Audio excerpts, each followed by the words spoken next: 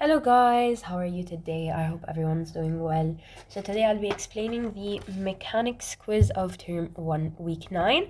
I'm just a bit sick. I'm so sorry if my voice is unclear or if I'm a bit slow or tired. But just so you know, I'm a bit sick. Before we start, I would like to write a bunch of the equations, okay? We have a bunch of equations. I'm gonna separate them into 10 groups. Actually, the first two are a bunch of equations and the rest are all singular equations. So we start with the first bunch of equation, which is horizontal motion, which means motion along the x-axis. So let me start with the equation. Equation, first of all, ax is equal to 0. That means the acceleration on the x-axis is 0. Then v initial x is equal to vx is equal to v0 cosine theta. Why exactly? Because the velocity at x is always constant. Okay, very, very, very important for us to know. Now, the last equation from horizontal motion is delta x. Delta x is equal to v0 cosine theta t. Okay, so this is the first set of equation, horizontal motion equation. I'm gonna wait a bit for you to write it down, or you can pause the video. Now, I will start with the second set, which is vertical motion, or motion along the y-axis. First thing we need to know is that along the y-axis, the acceleration is negative g always. Then velocity y is different than velocity initial y. So velocity initial y is v0 sine theta, whereas velocity y is minus gt plus v0 sine theta. And if I wanted to find delta y, it would be minus half gt squared plus v0 sine theta t. Okay, so this is the second set of equation, which is vertical motion along the y-axis. Now, we move on to number 3. What is number 3? I'm just going to write 3. 3 is the speed equation. If they asked you to find the speed, what would you do? You would take the velocity of x and you would square it, add it to the velocity of y and you would square it, and you will get the speed. Number 4 is the maximum height, or h max. H max equation is v0 squared sine squared theta over 2g. Perfect. Fifth one is if they want the maximum range. So R max, maximum range. What's the equation for that? It's very simply v0 squared sine 2 theta over g. So what's the difference between h max and R max? H max is, okay, this is what this is. Our graph, okay, and this is what we're dealing with. When they ask us about h max, it's the highest point on the graph, whereas R max is the farthest point on the graph. So do you see the difference between h max and R max, maximum height and maximum range? Perfect. So this is v0 sine squared theta over 2g, and this is v0 sine 2 theta over g. Now, after that, we move on. We finished 3, 4, and 5. We move on to 6, 7, 8, 9, and 10. So 6 is for the t ground. If you're finding the time to reach the ground or to reach the same level. Okay, if you want to reach the ground or the same level as initial, you need to use this equation, which is 2v0 sine theta over g. Perfect. Now, let us say you wanted to find the time at the maximum height. So we call this TH max. What's the equation you will use for this one? You will use V0 sine theta over G. So what did you do? You just divided this by 2. So that's 6 and 7. We move on to question number 8. What does it say in question number 8? There is one equation, which is the trajectory equation. It's a bit long, but it's nice to know. Let us look at the trajectory equation. It is y is equal to minus g over 2v0 squared cosine squared theta, all of it x squared, plus tangent theta, all of it x. So that's equation number 8. Then we have equations number 9 and 10. This is maybe from UARM equation, if you remember. Velocity final squared minus velocity initial squared is equal to minus 2g times delta x. Okay, this is number 9. And then the last one is number 10, which is v final is equal to v initial minus g times t. So these are the most important equations to have for this exam. Now, without further ado, let's get started with solving the quiz. A projectile has been launched in vacuum, meaning there's gonna be no air resistance, near the surface of Earth. The origin is chosen on the ground with a y-axis pointing upward. They said which of the following can be the variation of the y component of the velocity of the projectile with time? Do you remember what was the equation for velocity of the y component, which is vy?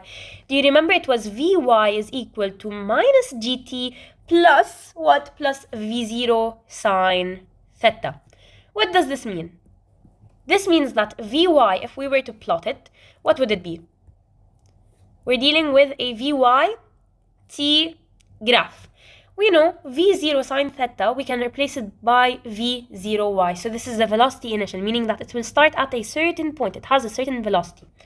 Then minus gt. We know that minus g in this equation is what is the slope. So if our slope is negative, that means it's going to be going downwards. So the graph for vy t should look something like this. That means what? That means this is the correct answer over here. Now part B, which can be the x component of the velocity. What do we know? We know that the velocity Vx is constant. So if it is constant and we're drawing a graph that has Vx and t, what would be the velocity? It would be either positive and straight, or it could be negative and straight, but either or it should be a flat line because it does not have a slope, it does not vary, it's a constant velocity. That means this is the correct answer over here. Yeah, there's more down here. Now finally, last but not least, part C, which of the following can be the variation of acceleration of the projectile with time?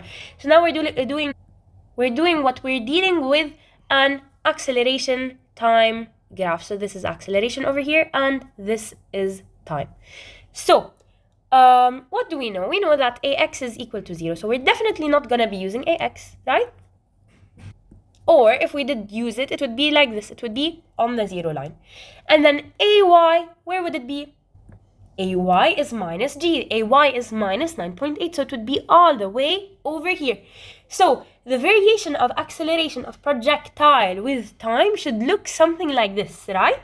So usually they don't count ax equal to 0 because we don't use it, whereas they only count ay, right? So if we only counted ay in our graph, this is what it's supposed to look like. So we're supposed to have a flat line in the bottom. Why? Because we have a constant acceleration, which is minus g. So in this scenario, this is the correct answer. So we finished A, B, and C. Perfect. We'll move on to question number 2. What does it say? It says a particle is launched in vacuum with a horizontal initial velocity. Among the 5 graphs below, they want the one that correctly describes variation of its horizontal velocity. What did we say? Horizontal motion. Go back to the equations we have. From horizontal motion, what's the velocity? Velocity is always constant in horizontal motion, right?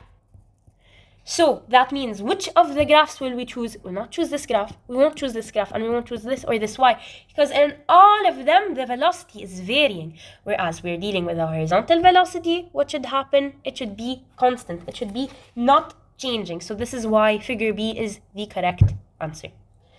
We'll move on to question number 3. What does it say in question number 3?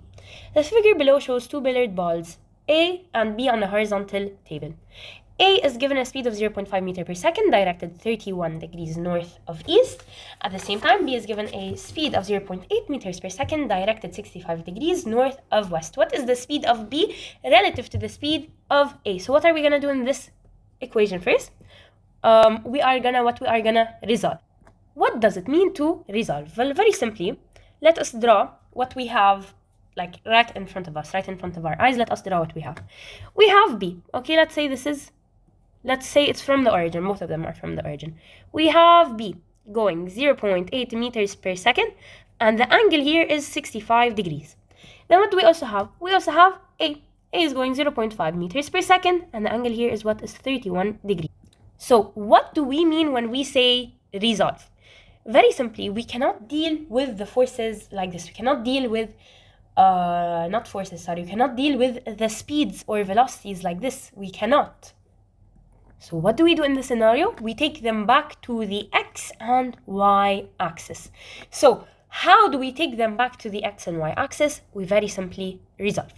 Now, what we're looking at is vectors. And do you remember the very first, one of the very first lessons we took was how to resolve vectors, which very simply means how do you find the xi of vectors and the yj of vectors. What does this mean? This means for B and A, we'll need to find the I and the j. So how do you find xi? It's going to be very simply the magnitude multiplied by cosine theta I, where theta is the angle made with the positive x-axis, right? And this one would be magnitude multiplied by sine theta j, where theta is the angle made with the positive x-axis. So now, let me write in this box, we will resolve for B and we will resolve for A. So the velocity of B is equal to what? It's equal to the magnitude, which is 0.8 times cosine theta. Is theta 65? No, it's not 65. However, it is what? It is 180 minus 65, because we need to make, this is the positive x-axis, we need to take the angle made with the positive x-axis. So 0.8 times cosine 180 minus 65, so times cosine 115. And this is what? This is I, plus 0.8 times sine 115 j. Right? So this is j over here. So let us simplify. 0.8 cosine 115 I, that's very simply going to be minus 0.34 I. Then 0.8 sine 115 j, what's that going to be? That's going to be 0.73 j. Okay? So we have minus 0.34 I and 0.73 j. We found velocity B. Let us now find velocity A. What does that mean? That means we'll need to resolve A. What is it going to be? It's going to be 0.5 cosine 31 I plus 0.5 sine 31 j. So very simply, let us substitute with their answers. For 0.5 cosine 31 I, that is going to be 0.43 I. And then for 0.5 sine 31j, that's going to be 0.26j. So now, what do we do in this scenario? If we scroll a bit here, what do they want from us? They want the speed of B relative to A. So how do we find the speed of B relative to A? So we have velocity of B and velocity of A. So what can we find from that? We can find the velocity of B relative to that of A. So that's very simply gonna be VB minus VA. So now what do we do in this scenario? We will take VB and we will subtract it from VA. So let me erase so we can have some space, right? I'll just erase these. We have VB in the scenario, which is minus 0.34 I plus 0.73j, and we will subtract from it VA, which is 0.43 I, don't forget to change the sign and put a minus 0.26j. Now we solve. What will we get? We will get minus 0.77, this is 0, minus 0.77 I plus 0.47j, right? So this is what? This is velocity of B relative to A. But do they want the velocity? No, they want the speed. So how do we find the speed from the velocity? We will need to take the magnitude. So let us take the magnitude, radical minus 0.77 squared plus 0.47 squared, put it on the calculator, and you will get an answer of 0.902 meters per second. So you will round it, and it's going to be approximately 0.9 meters per second. So you see all of the steps for us to get the answer, which is 0.9 meters per second. So now we move on to question number 4. We finished from question 1, 2, and 3. Now, question number 4. A projectile is launched at an angle of elevation alpha. I don't prefer to use alpha, I prefer to use theta, so let's call it theta. Given by tangent theta is 5/8. So can we find the value of theta? Yes, we can do that. Theta is equal to tangent inverse 5/8. So it's going to give us an answer, which is 32 degrees. Now, a speed of 17 meters per second. So V0 is what? It's 17 meters per second. Take G to be 10 meters per second squared. So we have G to be 10 meters per second squared. They said choose the origin as the launch site. Okay, so that means X initial and Y initial are at 0, 0. And the direct Y-axis is what? Is upward. That means when you throw it up the X-axis, it's going to be what? It's going to be positive. Now, they gave us all this information just to ask us for the range and the maximum height of the projectile. So, what is the equation for the range and what's the equation for the maximum height of the projectile? First of all, the range, if you know from before, it is V0 squared sine 2 theta over G. That means the range in this scenario is what? Is 17 squared times sine 2 theta. What does that mean? That means sine 2 times 32. All of it over G, which is 10. Is supposed to give us our answer. So you put it on the calculator, you're going to get 25.97, which is approximately 26 meters. That means the answer over here is 26 meters. Now, the maximum height, H max. How do we find the maximum height? First of all, what's the equation of the maximum height? It's V0 squared sine squared theta over 2G, right?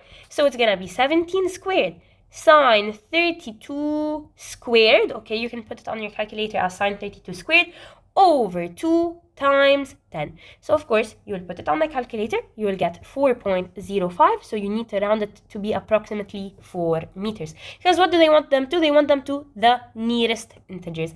That means our answers are 26 meters and 4 meters. Perfect. We'll move on to question number 5. What does it say in question number 5? A light toy car can move in still air at 0.8 meters per second. So let's say it's moving like this, 0.8 meters per second. A gust of wind begins to blow perpendicular to the direction of the car's motion. So let's say it moves like this, the gust of wind, right? Perpendicular to the motion of the car at 1.2 meters per second. Now, what do they want from us? They want the speed of the toy car relative to the ground. So what did they give us over here? They gave us over here the speed, let me call it V, the speed of the car relative to what? Relative to the wind. So speed of car relative to wind. Then they gave us what? Then they gave us the speed of the wind relative to the ground. So what do they want us to find now? They want us to find the speed of the toy car relative to the ground. So how do we do that? Very simply, we need to remember from previous weeks, from a couple of weeks ago, we took something called the parallelogram method, where we would move we would draw another vector that's parallel to the vector we already have, right? And it will make what? It will make a parallelogram for us. It's gonna be either a rectangle, square, a parallelogram, I don't know what, but as long as it is a parallelogram. Why do we do this? Very simply, we do this because we will get the intersection point of their tails and also the intersection points of their heads. And when we do this, what can we take from it? We can take from it our vector, like the resultant vector, what we're looking for. So in this scenario, the vector that we are looking for is what is gonna be? The tail is from here, the head is from here, so it's gonna be this. So this is gonna be what? This is gonna be the speed of the car relative to the ground. And also, logically speaking, if a car was moving like this and then there's wind coming like this, it's going to change directions and it's going to move like this. So what we are doing is so far correct. So our resultant force is what is the velocity or the speed of the car relative to the ground. So how will we find it? Very simply, as you can see, we're dealing with Pythagoras theorem because it's a right triangle. So we'll need to apply his theorem. How do we do that? We know that this is also 1.2 and we also know that this is 0.8 as well. Let me choose a different color. This is also 0.8 meters per second, and this is also 1.2 meters per second. So now, using Pythagorean theorem, we'll be able to find the speed of the car relative to the ground. So it's gonna be radical 1.2 squared plus 0.8 squared. What will this give us? This will give us our answer, which is what? Which is approximately 1.44 meters per second. This is if they ask us for the speed. Now, if they asked you for the velocity, not the speed, if they asked you for the resultant velocity of the toy car, how would it be? It would be very simply, in my opinion, I do this method. I will see. I will do the parallelogram method, right? And then I will see, based on the tails intersection, do I have going up, going east, going down, going west? So we have north, south, east and west. If it's going north and east, then this is positive. If it's going south and west, then this is in the negative direction. So what I'm looking at, the resultant that I got from starting from where the tails are intersecting, I have one going north and one going east. So because it's both going north and going east, then we can say that the velocity of the car with respect to the ground is what? It is gonna be 1.2, this is going up, so it's J, plus, because it's going to east, 0.8 I.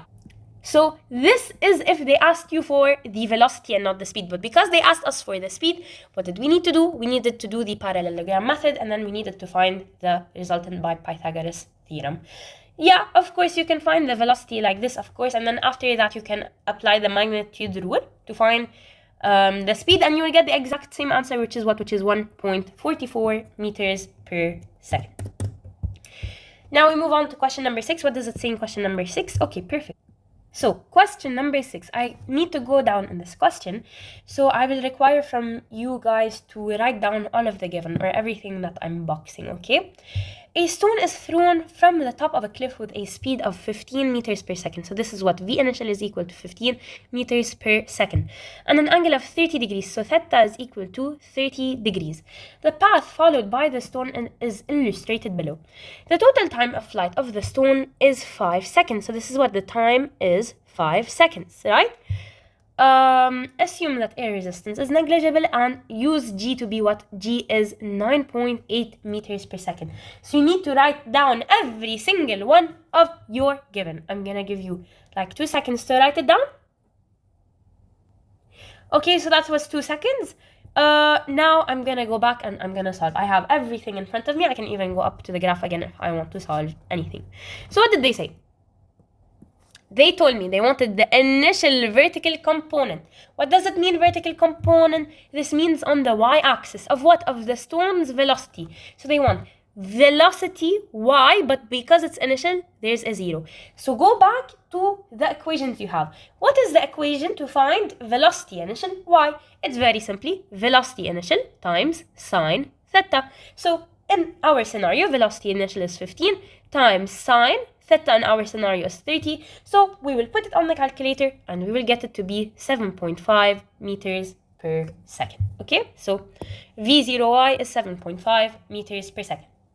Now, how long does it take the stone to reach point Y? Where is point Y? Point Y is here. If you notice, point Y is exactly the same level as the initial. And what did we say? We had an equation that would help us find the time. It's called time to reach the ground or time to reach the same level. So let us use this equation. Because y is the same level as the initial point, we will be using the equation which says time of the same level of initial. And what's the equation? The equation is very simply 2v0, so 2 velocity initial, sine theta, okay, over what? Over g. So that means in this equation it's going to be 2 times 15 sine theta. Theta in our scenario was 30 over what? Over g, which we have it saved as 9.8. Okay, so you need to put it on the calculator and you will get your answer to be 1.53 seconds, which is approximately what? Which is approximately 1.5 seconds. Okay, so we use this equation because it reached the same level as the initial point. So it took 1.5 seconds. What is the height of the cliff H? Very important question. They want the height of the cliff H. How do we find that? Well, very simply, we need to see the height H is from this point over here, which is what? Which is x initial, and, or let's say xy initial, and this point over here, which is xy final, right? So what do you call the difference between xy final minus xy initial? This difference is called what? It's called delta y or delta xy. Now, of course, we don't represent it anymore by x because x we used to represent it always for the position. Now, on the other hand, we will not use x anymore. We will only be using y. So we can say that this is y initial and this is y final. So what do you call the difference between y final and y initial? It's gonna be delta y. So if we found delta y, what will we find? This is from here. This is delta y. We would not have found the height. No, we would have found delta y only. But to find the height, what's the relation between the height and the delta y? The height is equal to the absolute value of delta y because height can never be negative. So what will we need to do in this scenario? We will need to take the absolute value of delta y in order for us to find the height. But one more remark. We know that the height goes like this. Sorry for my bad line. The height goes up like this, right? So if it's going up like this, that means this is what? The positive direction of the height. If that's the scenario, then that means delta y is gonna be negative because it's going down. And this is the correct way to think. Because the height is up. We said that the height is always from down to up. So this is what? This means that it's gonna be positive always. That means if delta y is going down, that means it's what? It is negative. So what do we need to find in this scenario? We will need to find delta y. So delta y, it's what? It's minus half gt squared plus v initial sine theta t. Based on what we have written, delta y is going to be equal to minus half g. We had it saved as 9.8. And then the time, what did we have the time saved it as? We have the time saved as 5. So minus 1 over 2 times 9.8 times 5 squared plus 15 sine theta, which is 30 if I'm not mistaken, 15 sine 30 times the time, which is what? Which is 5.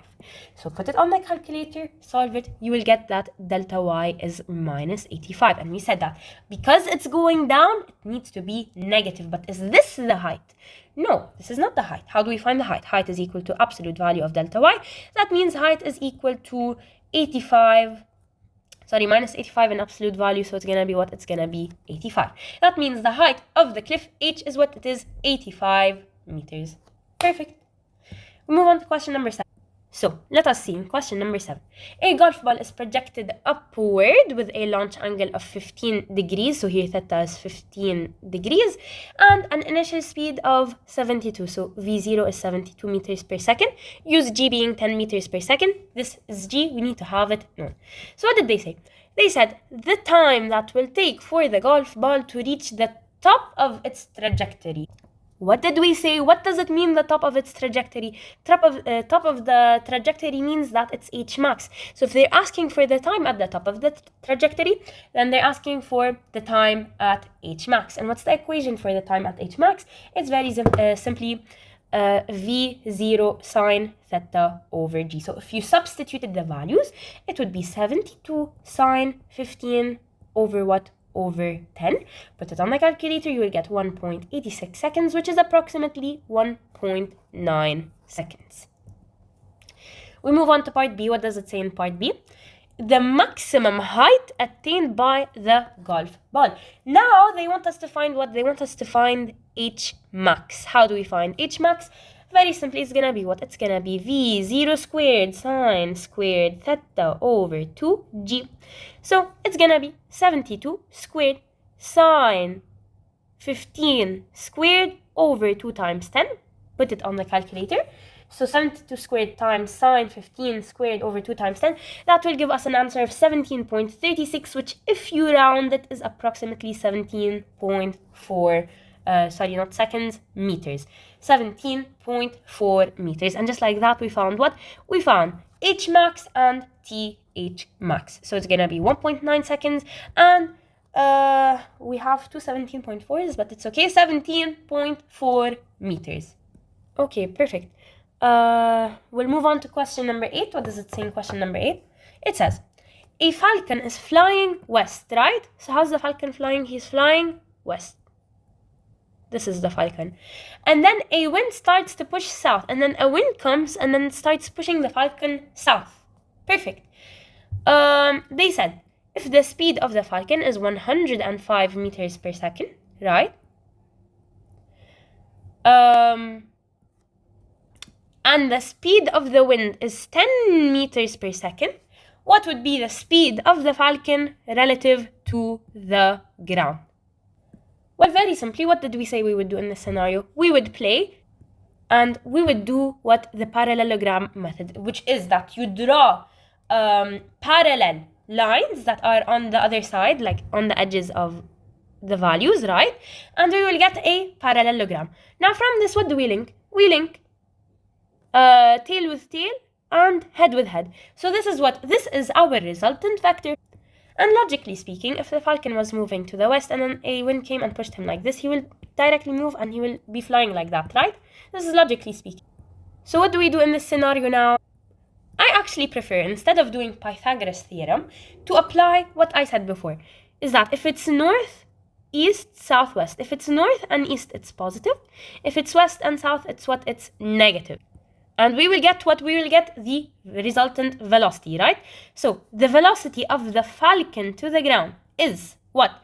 It is, first of all, 105 meters per second. It's going west, so it's minus 105, and this is I. Plus or minus now, this is now 10 meters per second going down, so it's minus 10 meters per second, and this is what? This is J. So this is the velocity of the falcon with respect to the ground. Now what do we do in this scenario? We need to find the speed, so we will take the magnitude. We will do radical minus 105 squared plus minus 10 squared, so you put it on the calculator, and you're supposed to get an answer which is 105.5 meters per second. Now what do they want from us? They want the angle between VFG and the west direction.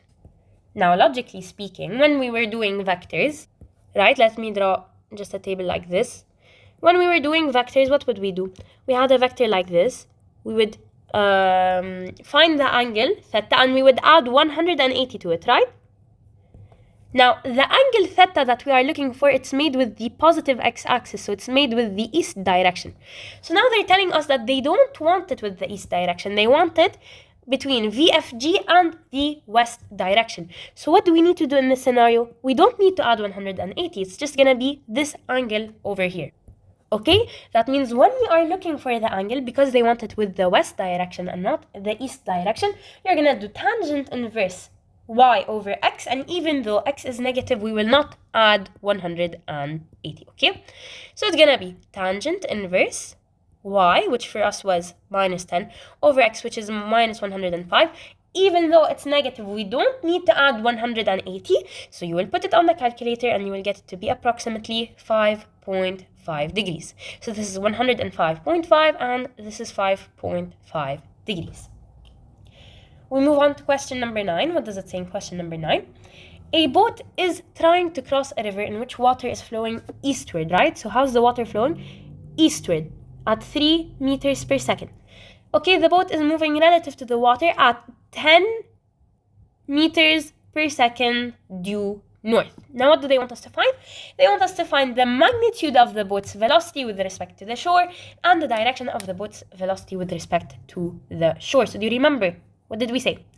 We had 3 meters per second eastward and 10 meters per second north. So what do we do now? We do the parallelogram method. So we draw parallel and opposite lines. Sorry, not opposite, just parallel lines, right? And using this, we can find the resultant vector. So we connect tail, and then head and head, they connect together. So now our resultant vector looks like this. Now they want the magnitude of the boat's velocity. How do we find that? Very simply, we first need to find the boat's velocity. So what did we say? We said north, east, south, west. North and east are positive. South and west are what? Are negative. So as you can see, it's going where? It's going to the east and to the north. That means what? That means it's going to be 3i plus 3i plus what? Plus 10j. So this is what? This is the velocity of the boat with respect to the shore. So now they want us to find the magnitude and the direction. Let us first start with the magnitude. The magnitude is very simply radical 3 squared plus 10 squared. You will put it on the calculator and you will get an answer which is what? Which is 10.4 meters per second. Perfect. Now they want us to find the direction, which is theta in this scenario. How do we find theta? By the way, how did they say they wanted the direction? I forgot how they said they want the direction. Let me see. With respect to the shore. Okay, so they want the direction with respect to the shore. So we had theta, right? So theta is gonna be tangent inverse y over x. And what was our equation? It was velocity of the boat with respect to the shore is equal to 3i plus 10j. So if we were supposed to find theta, it's supposed to be tangent inverse of 10 over 3. Put that on the calculator and you will get your answer to be 73.3 degrees. So we have the magnitude, it was 10.4 meters per second, and theta was 73.3 degrees. We move on to question number 10. What does it say in question number 10? I finished another paper, that's perfect. So now we move on to question number 10. Okay, a 5 kilogram shell leaves a cannon with a speed of 550 meters per second at an angle of 30 degrees above the horizontal. Okay, so let's take in all we have given. 5 kg, we don't deal with kg now. We don't have anything to do with it yet. However, we have 550 meters per second. This is V initial and theta 30 degrees, and we have g as 10 meters per second. They want the range of the shell. What's the equation to find the range? Range is very simply equal to v0 squared sine 2 theta over g. It's equal to what? It's equal to 550 squared sine 2 times 30 over what? Over 10. So we're going to put it on the calculator and you will get an approximate answer of 26,197. Alright, perfect. So just like that, we found the range. We move on to part B. What does it say in part B? They said, the cannon fires another shell with initial speed v0. We need to find it now with the same initial angle. So theta is what? It's 30 degrees. And g is always 10 meters per second squared.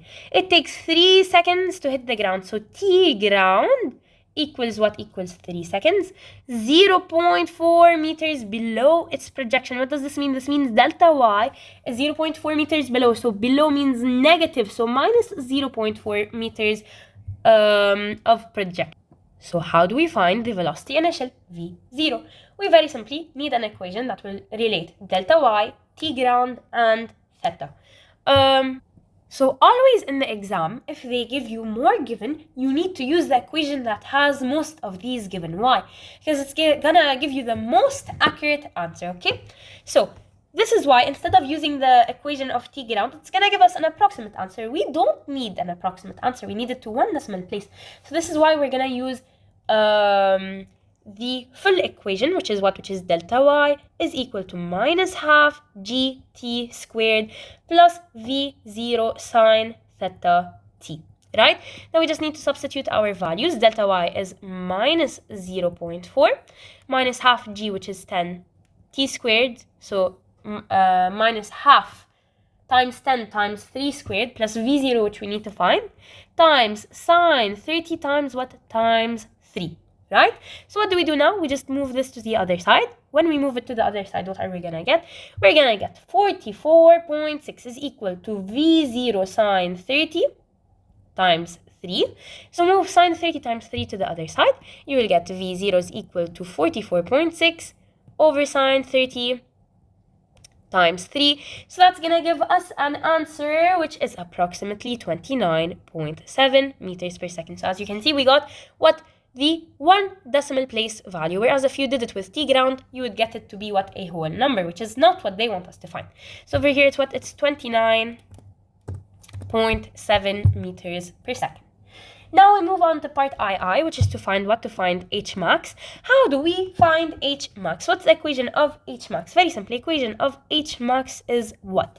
It is V0 squared sine squared theta over 2g, okay? So based on what we were given, we will put it. It's going to be 29.7 squared sine 30 squared, right? Over what? Over 2 times 10. You put it on the calculator and you will get your approximate answer to be what? To be 11.0 meters. Okay, so this is 29.7 and this is 11.0 meters. Perfect. We finished question number 10. We'll move on to question number 11. A projectile is launched at 20 meters per second. So this is what? This is V initial, making an angle of 53. So theta is 53 degrees above the horizontal, right? I need to move these now. V initial, theta. Take g to be 10 meters per second squared and blah, blah, blah. Okay, we have g. So what do they want us to find? They want us to find x and y.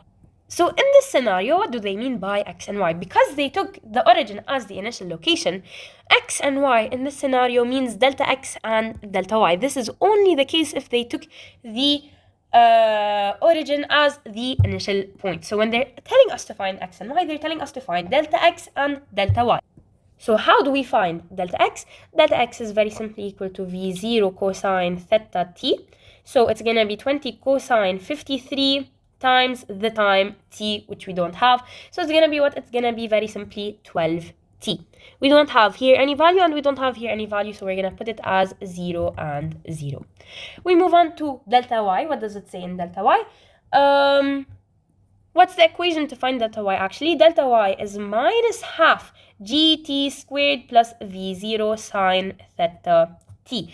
So it's going to be minus half times 10 t squared plus 20 sine 53 t. So that's going to give us what? That's going to give us minus 5 t squared plus 16 t. So it's going to be minus 5 over here, 16 over here, and 0 over here. So let's fill in the zeros first.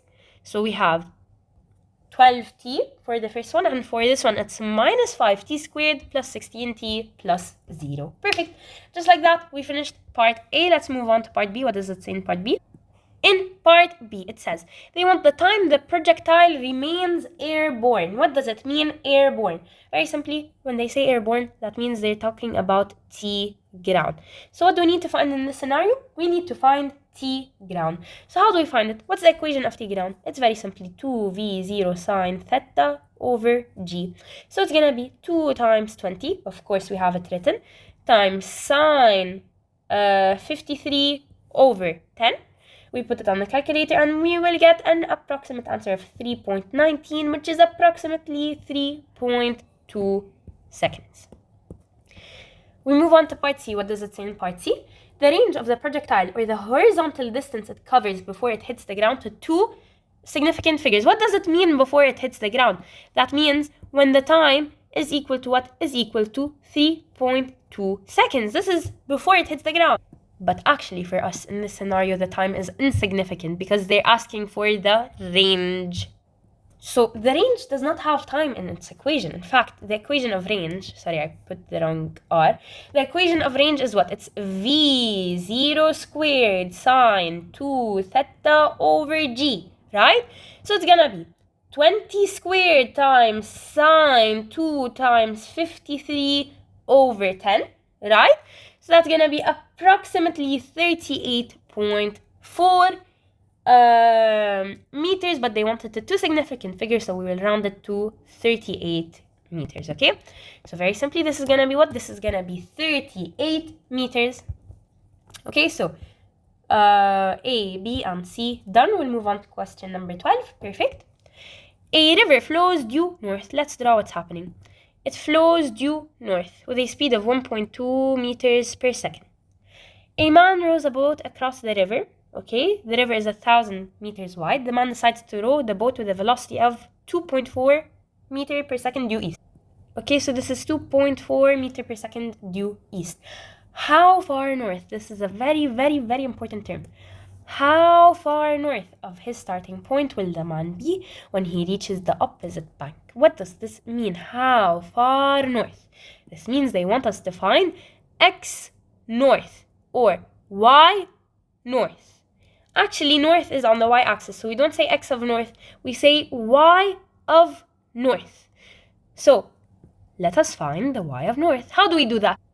First of all, we know that the river in total is 1,000 meters wide, right? So this is the starting point, this is the ending point. In total, all of this is what is 1,000 meters, right? So if the man was traveling 2.4 meters per second due east, right? That means he will travel the width of the river because he's traveling due east, right? So that means he's traveling 1,000 meters over the velocity, which is what? Which is 2.4 meter per second. So how much will we get? We will get the time to be 416.6667, etc. You know? So you don't change the answer, you keep it exactly as it is because we need it exactly as it is. So what do we do with this time, right? This time in seconds. What do we do with this time?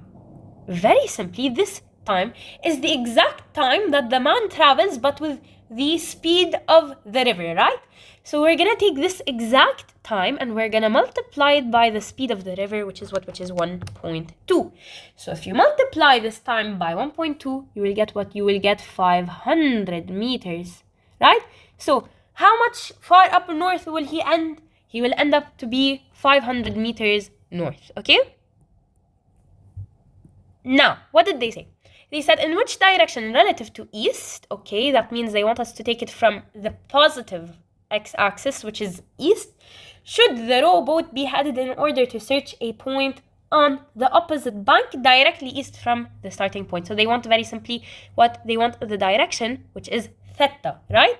How do we find theta in this scenario? It's going to be tan inverse y over x.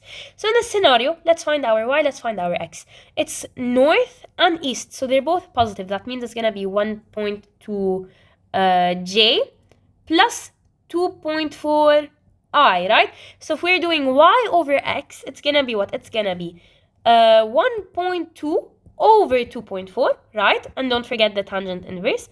So theta is tangent inverse y over x, which is 1.2 over 2.4. So that's going to give us an answer of what? That's going to give us an answer of approximately, or not approximately, it's going to give us an answer of, let me just double check. Yeah, approximately it will give us 26.6, but approximately we'll round it to what? We'll round it to 30 degrees, okay? So this is 500 meters and this is approximately 30 degrees. Perfect. We'll now move on to question number 13. What does it say in question number 13? Oh, I finished another paper. Perfect. I'm going to put it down. Now we move on to question number 13.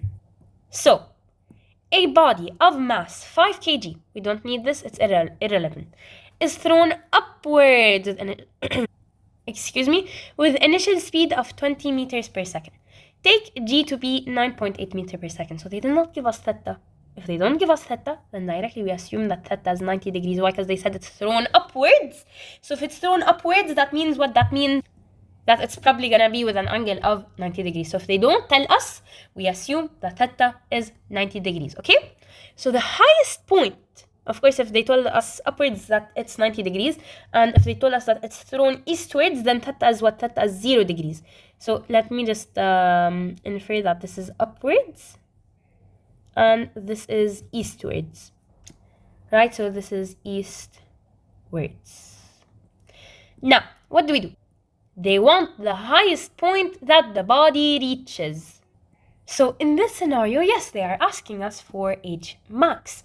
However, we cannot use the equation of h max. Why? Because theta is like not fully defined. It's not given to us. So if theta is not given to us, we don't use the equation of h max. Instead, we use this equation, which is what? Which is v final squared minus v initial squared is equal to minus 2g delta x. Why? Because it does not have theta. So we need to look for the equation that does not have theta. So it's going to be v final squared at the maximum point. Do you remember on the graph that we drew? The maximum point over here, velocity is what? Velocity y is 0.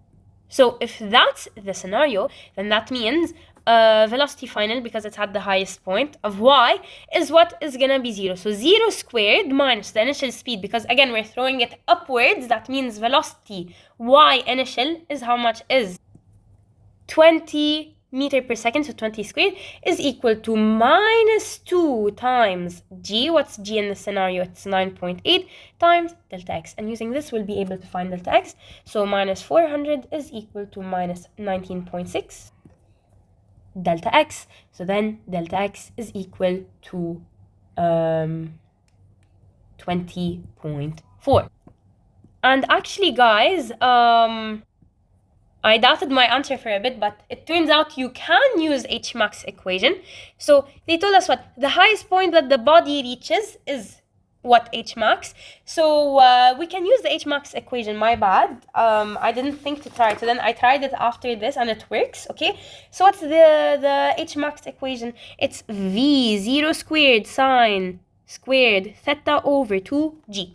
So it's going to be v0, which is 20 squared, times sine 90 squared over 2 times 9.8, okay, times sine 90 squared over 2 times 9.8. Put it on the calculator and you will also exactly get the same answer, which is 20.4. So 20.4 here, 20.4 here. We can infer that it is for sure 1000%, because we used two different methods and we got the same answer, that it is what? 20.4 meters.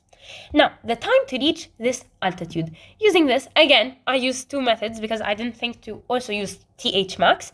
So let's use Thmax in this scenario. If we did end up using Thmax, what would we get?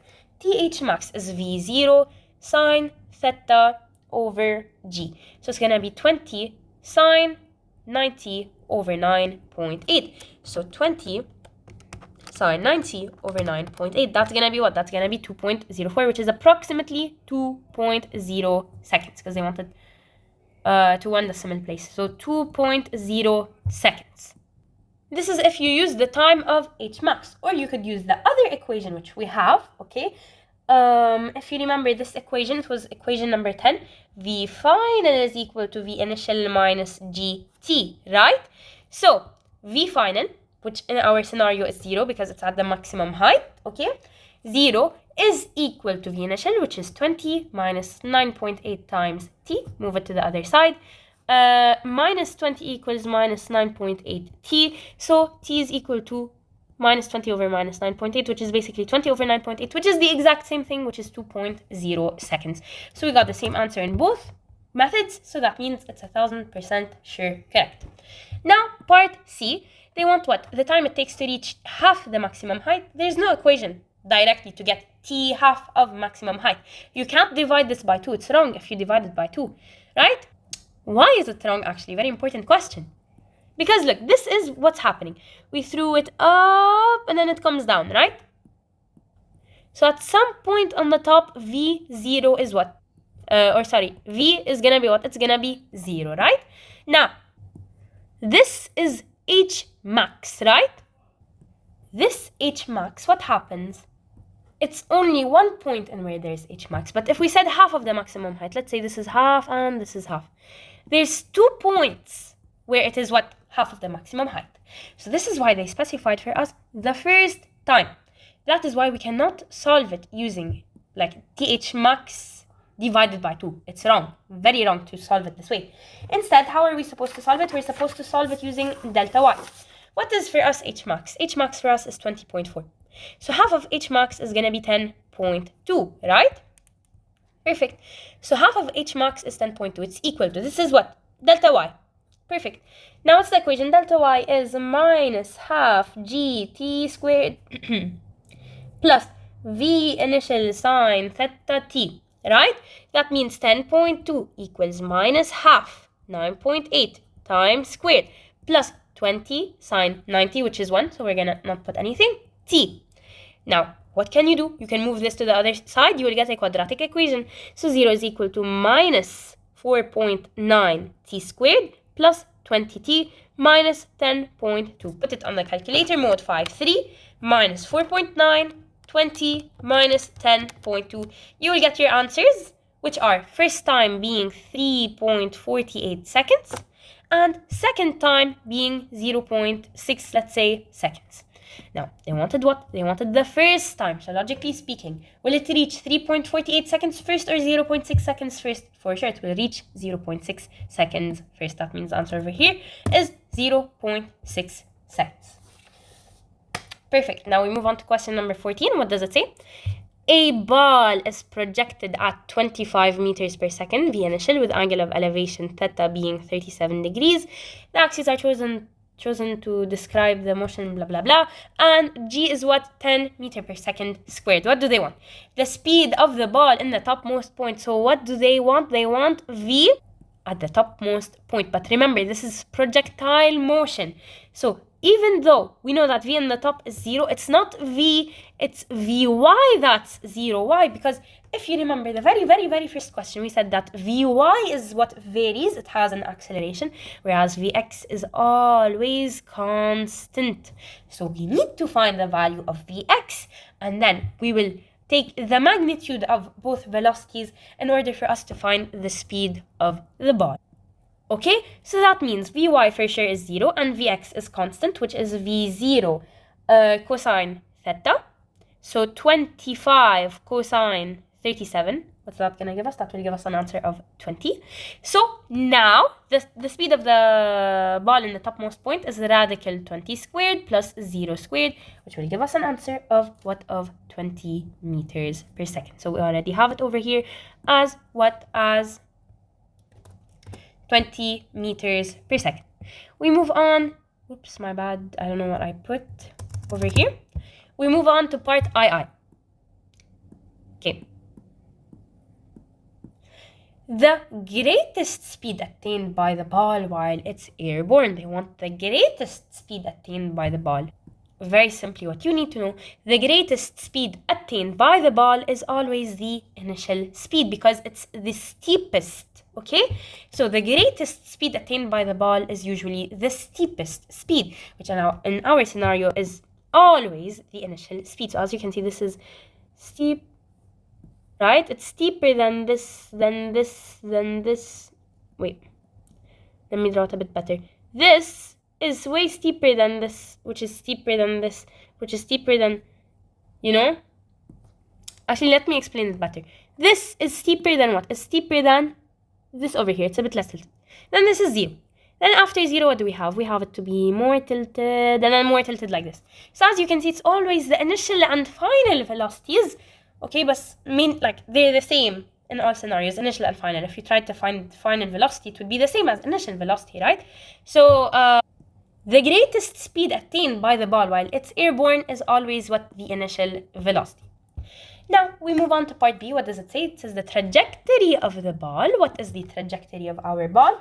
Very simply, we need to take the equation of trajectory. What's the equation of trajectory? Y equals minus g over 2v0 squared cosine, not sine, cosine squared theta, all of it is x squared, plus tangent theta x, right? So let's start, first of all, with the x squared. It's going to be minus g. So g was 10, if I'm not mistaken. Yeah, it was 10. Minus 10. Let's go down again. Minus 10. Minus 10 over 2 times 25 squared times cosine 37 squared, x squared, plus what? Plus 0.75, or sorry, my bad, tangent 37x, okay? So what are we going to get in this scenario? It's going to be minus 0.0125x squared plus 0.75x, right? So this is minus 0.0125x squared plus 0.75x. We move on to question number 15. What does it say? Oh, very nice question. The diagram below shows the trajectory of an ideal projectile near the surface of the Earth. Use G equal to 9.8 meter per second squared, the straight line shows the trajectory at the origin. So they want us to find the angle above the horizontal at which the projectile was launched.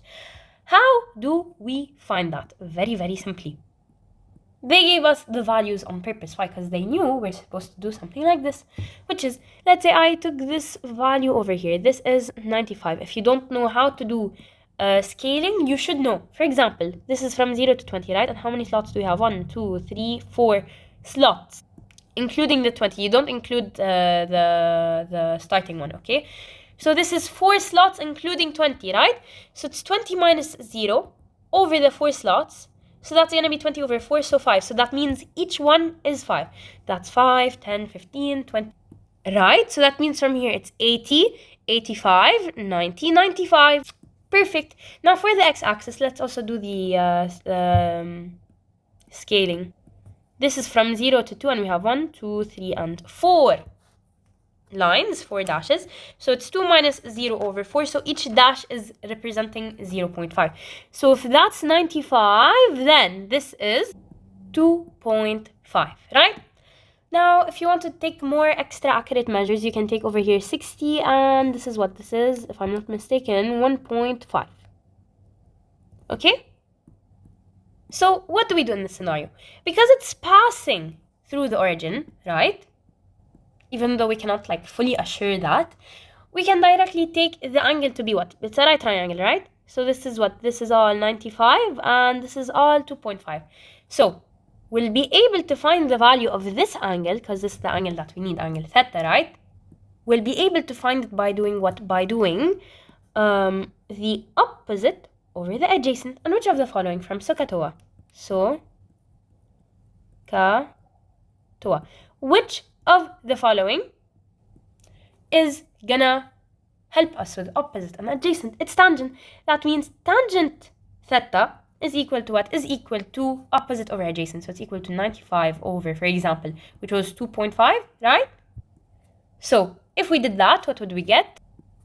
First of all, you move tangent to the other side. So theta is equal to tangent inverse 95 over 2.5. So what are you supposed to get? Shift tangent 95 over 2.5. This will give us an answer which is 88.5 degrees. Now let's say I want to be more accurate. I'm not sure with my answer and I don't want to be wrong. So what do? I also do theta equals tangent inverse opposite over adjacent. So what's the opposite for me in this case? 60 over the adjacent, which is what? Which is 1.5. So do shift tangent 60 over 1.5 on your calculator, and you will get an approximate answer which is 88.6 degrees. So as you can see, they're very close to each other. So if we check the options, we choose the closest one, which is 88.6 degrees. Now we move to the next part, which is what? The initial speed of the projectile. How do we find the initial speed, which is v initial? What did they give us?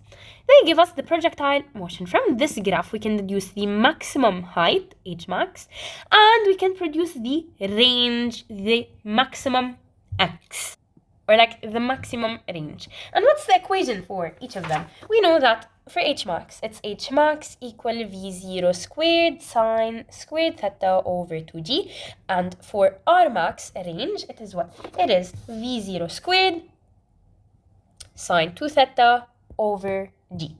So whichever of these equations we use, we will be able to find v initial from it. So let's say I decided to use the range, right? The range for us is 8. It's equal to v0 squared sine 2 times 88.6, because we found theta to be 88.6, over g, which they told us to use it as 9.8. That means v0 is equal to, after solving, of course, you're supposed to get radical 8 times 9.8 over sine 2 times 88.6, right? So radical 8 times 9.8 over sine 2 times 88.6, and you will get our answer, which is what? Which is 40.06. Yeah, so it's 40.06. You will round it, so it's approximately what? It's approximately 40.0 meters per second. Now, the time the projectile remains airborne, what do they mean? They want T ground, right? T ground.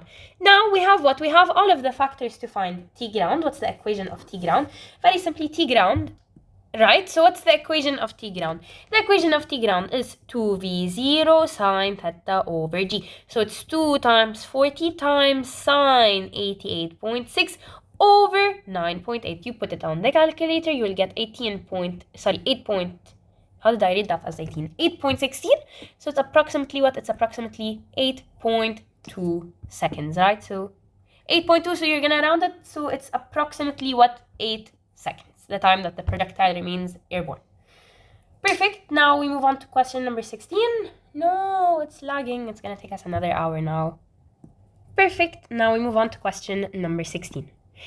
A box of mass 50 kg is dropped. There's no need to pay attention to the mass with no initial vertical speed. So V initial is what is 0, because we don't know. No initial vertical speed. They didn't give it to us, so it's 0. And also they said that it's dropped. What does it mean that it's dropped? That means we have from over here and it was dropped. So what's the angle if it's dropped? If it's dropped, the angle theta made with the positive x-axis is either 270 or minus 90. So keep these in mind. It's either 270 or minus 90. So now, the time it takes the box to reach the ground. How do we find the time it takes the box to reach the ground? This is not projectile motion. This is the dropping of an object. This is free fall, basically. So because we don't have V0, because V0 is basically 0, we will not be able to use T ground. We won't use it, okay? So what do we use in this scenario? In this scenario, we will use delta y. What's the equation of delta y?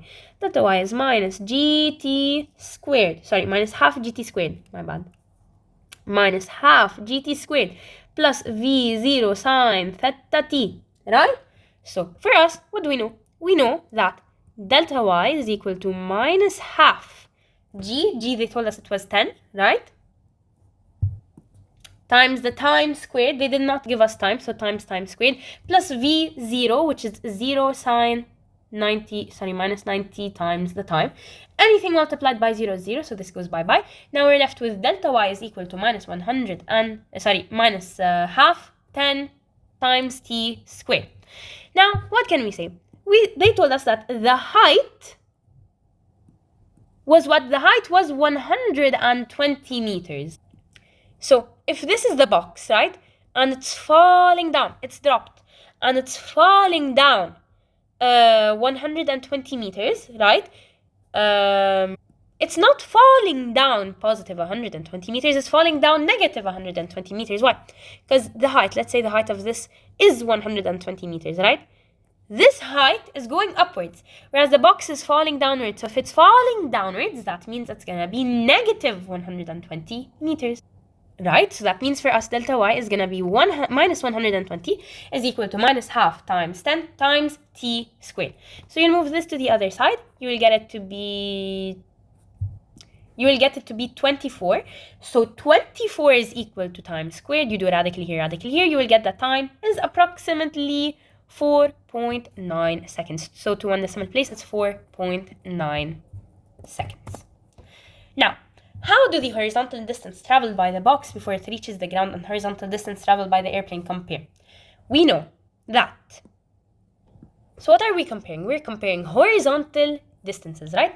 So this is about the x, and we're dealing with what? We're dealing with delta x. So what do we know? We know what's the equation of delta x. Delta x is v0 cosine theta t, right? So delta x is v0 cosine theta times t, right? Now, let's say this is delta x of the box and delta x of the airplane. So it's also v0 cosine theta t. Now, if you look at the other equations, you will see that v0 cosine theta t, we can replace it by v initial x, right? So v initial x, right? Now what did they tell us? They told us no initial vertical speed. So this is the v initial y. They don't have v initial y. V initial y is 0. However, there is a v initial x, but they did not tell us what's the value of v initial x, right? But what we do know is that v initial x stays constant the whole time. So what do we have constant? We have v initial x constant, and the time is the same for both, so it's constant for both. So if it's both of them having a constant value, right? And it's the same time here and here, and it's the same velocity initial x here and velocity initial x here, then what does this mean? This means in the same time, the distance traveled by the box, which is horizontal of course, is the same as the distance traveled by the airplane, okay? Now, part C, the speed with which the box reaches the ground. What does this mean? This means, oh, I forgot my bad, they did give us the velocity initial x. It's 100 meters per second, right? So if it's 100t and 100t, 100t is equal to 100t if it's the same time, right? That means the distance traveled by the box is the same as the distance traveled by what? Traveled by the airplane. Okay, now, anyways, the speed with which the box reaches the ground. Here we cannot use t ground. Why? Because we have no initial velocity. However, what we will be able, we cannot use, we can't use t ground because there's no initial velocity. However, what we will be able to use is what? Is the concept of speed. What is the concept of speed? It's the magnitude of the velocity. So how do we find the magnitude of the velocity? First of all, we'll need to find its two components, which are Vy and Vx, and then we will need to do what? We'll need to do radical Vx squared plus Vy squared. Okay, so this is what we're gonna need to do. How do we find Vy? Vy, if you remember from the equation, it's what? It's minus gt plus V initial sine theta. Right? Now, we don't have V initial sine theta because V initial is 0, so it's gone. Now, that means Vy is equal to minus gt, so it's equal to minus 10 times 4.9, so it's minus 49. Perfect. Vx, we know that they gave us Vx already, so it's what? It's 100. So now what can we do? We can find the magnitude, which is the speed basically. So it's radical 100 squared plus minus 49 squared, so how much is that gonna be? That's gonna give us an approximate answer of 111 to the nearest integer, 111 meters per second. We move on now to question number 17. Perfect. Now we reached the very last paper. Okay, what does it say? It says, the speed of the airplane relative to the air is 300 meters per second. Its direction is shown in the diagram below. Simultaneously, the wind blows at 50 meters per second in perpendicular direction. Now, select the diagram that shows how the airplane moves relative to the ground. So look, how do we find that? We'll just need to apply the parallelogram method. So this is the airplane. Let me just conjoin them. And this is what? This is the wind. So let's draw parallelogram. Parallel to it, the wind again. And then parallel to this, the airplane, right? It's not exactly parallel. I think this is too small. Wait. Here we go. Right? So, and the airplane also parallel to it. Now, what do? We join tail with tail, right? And we link it to head with head. So this is how, exactly, this is how our thing is supposed to look like. Our the direction in which the plane moves relative to the ground is supposed to look like this, right? So this is our answer. Now they want the resulting speed. Again, let us draw. It was like this, like this, like this, and like this, right? So this is the resultant. They want what? They want the resulting speed. So we know that the airplane flies 300 meters per second, right? And the wind blows 50 meters per second in the perpendicular direction. Now, they did not tell us any north, south, east, and west. So because they did not give us any north, south, east, and west, we cannot infer the direction if it's positive or negative.